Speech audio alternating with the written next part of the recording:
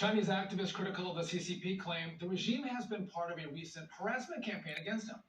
They found that anonymous perpetrators booked and paid for dozens of expensive rooms around the world under their name, then called in fake bomb arrests and threats to try to get them arrested.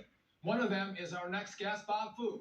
He was a student leader during the Tiananmen Square demonstrations in 1989, and he and his wife, later on, the church were in prison. Okay, they're in prison for illegal evangelism in China. After his release, he and his wife fled to the United States as religious refugees in 1997. They founded China Aid, a nonprofit that assists Christians and other people of faith persecuted in China. Bob, good to see you. Happy I got through that read. A little crazy there in the teleprompter. So, Bob, tell me what's going on. You're saying the CCP is actually behind this idea of booking rooms in your name and others' names and then calling in bomb threats? Yes, thank you, Sean, for having me. Happy Easter. Happy Easter. As the millions of Americans are going to church with their children this morning for Easter celebration, the Chinese Communist Party has forbidden any children under 18 to even attend a church service. It's illegal to even organize a Sunday school. So the Communist Party leader Xi Jinping declared war against the faith, basically against God. And they're not only satisfied by enslaving millions of Chinese, including concentration camps, but also they are extend their long arm beyond its border. So the kind of transnational threats against me and others have already reached to the American shore, and they have established, even overseas police station. And all of a sudden, I was contacted by NYPD, LAPD, FBI for the so-called bomb threats, and even taxis were booked on my behalf.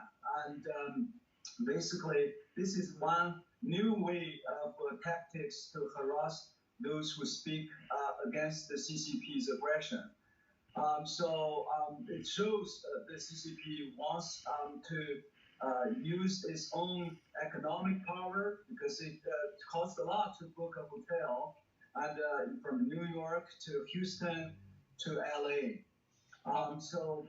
Yes. It's incredibly disturbing to think that the CCP isn't just concerned about constraining speech and voices in China.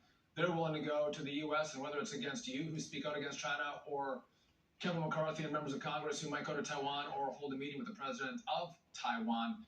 Really disturbing. But I want to talk on this Easter Sunday about a success story, because Christians were able to escape, as you mentioned, they're persecuted in China. They were able to escape to Thailand, and in Thailand they were arrested. We thought they would be sent back to China, where they would be tortured, imprisoned. A very rough life for them. You and other organizations participated to get those Chinese Christians out of Taiwan, and you got them to the United States. Tell us the story. Oh, thank you, Sean, for asking that story. It's really a beautiful, miraculous Easter story. Because barely a week ago, there was a group of 63 members of the persecuted Chinese Mayflower Church were still in a Thailand prison, and they were about to be facing the threat to be expelled back to China. And the Lord has showed His mercy and His miracle. And especially in the past 48 hours, under tremendous international pressure, and the Biden administration had negotiated a deal with Thailand government, allowed all the 63 to be freed from their prison. And yesterday, on the Good Friday, they landed at the land of free, the home of the brave, at Dallas-Fort Worth International Airport. And working with our partner, Freedom Seekers International, and many other members of Congress, we're so thankful. Bob, that is an amazing story. It is a great Easter miracle. We got them here. They can practice their faith freely. Thank you for all your good work. Stand tough, and happy Easter. Thank you. Happy Easter to you, too. All right, we'll be right back.